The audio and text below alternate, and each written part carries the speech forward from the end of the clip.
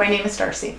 You know, it's interesting. I wouldn't describe it as pain, but I definitely had a lot of functional deficit. I've always been very athletic, and I lost a lot of strength and a lot of muscle tone, and I noticed I had a lot of mobility issues in my neck. I really was having trouble with motion and mobility. I really couldn't lift my chin much above midline. It was really impairing my ability to be athletic and healthy.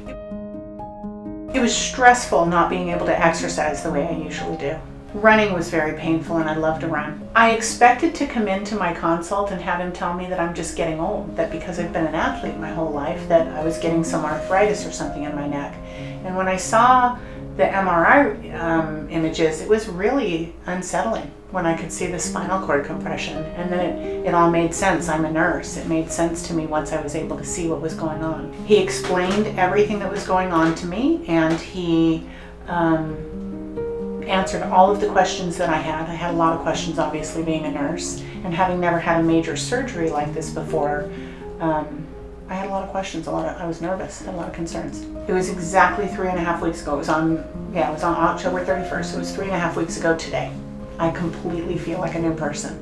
Like, I have almost complete mobility. I feel almost completely healed. I know I'm not supposed to do anything too strenuous for 6 weeks until it's totally healed, but I have no more pain. I have no more weird tingling or numbness like I was having. I feel like I haven't been back to the gym and to exercising yet, but I feel like my strength is returning, and I'm going to be able to get back to that activity without any problem. Really glad I had the surgery. I was very nervous about the surgery, even being a nurse, and I guess maybe especially as a nurse, I knew what the risks of a major surgery are, but I was really surprised at how quick the recovery was. Frequently I get asked, what is the difference between a fusion versus the total disc replacement? And what is the advantage and disadvantage of utilizing either of the instrumentations? So first of all, these are techniques that we use when you have a pinched spinal cord or a pinched nerve in the neck that causes either pain or numbness going down your hand or arm, or you have, when in the case of the spinal cord compression, you have difficulty with fine motor movement of your handwriting, your balance. Sometimes when it gets severe, it could be a bowel and bladder issue. And when that happens, then we typically get MRI to see if there's a pinched nerve. And if there's truly a pinched nerve and you have exhausted all the conservative treatment, include physical therapy, anti-inflammatory medication, and perhaps injection, then surgery will be considered. These are the two available options. The difference between these two implants, on my left hand, you can see a plate and screw and a cage inside of the disc space. So in this technique, what's used here is to immobilize or glue the two segments of bone together so it does not move. Okay, and that's called a fusion.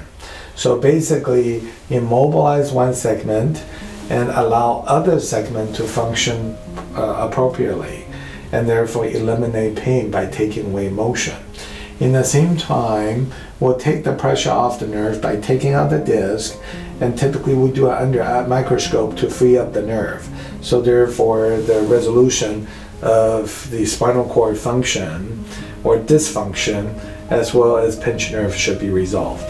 The other technique is slightly newer. We've been doing this for about 15 years, and this is an artificial disc. This is just one brand of artificial disc, and there's several out there.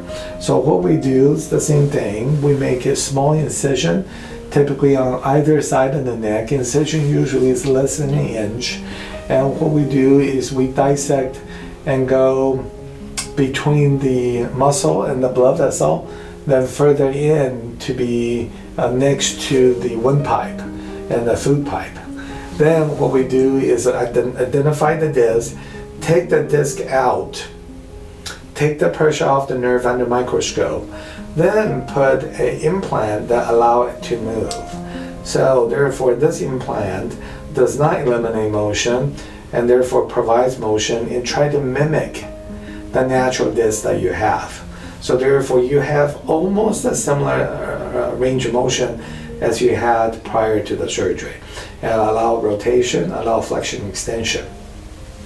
So just would like to say both technique are utilized frequently.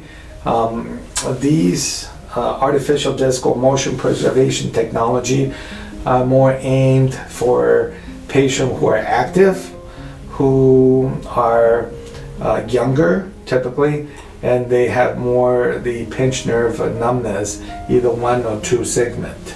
This particular technology is for patients who are more mature in age, and in the same time they have more spinal cord dysfunction, or they require multi-level, or if their spine have what's called instability, where the spine is not able to maintain its position, or if the patient has a lot of neck pain, more than just pinched nerve. Sometimes we get arthritis in the joint, and unless we fix the motion at one place, then the arthritis will continue to cause neck pain, even though, and you can provide all the motion you want, but if you don't take away the pain from the joint, you may continue to still have neck pain. So those are some of the indication to go with the traditional tried and true method of fixation.